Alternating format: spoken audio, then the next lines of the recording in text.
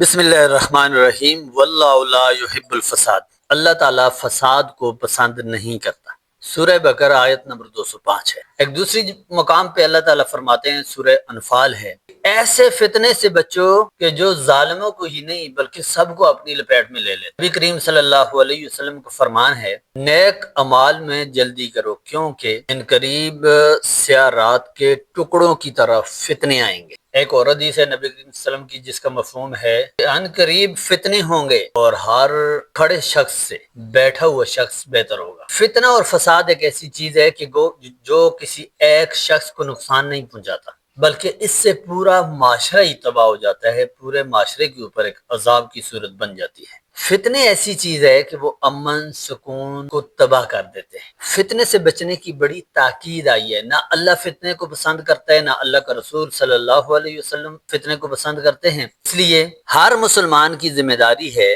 کہ وہ فتنے اور فساد سے خود بھی بچے اور دوسروں کو بھی بچائے۔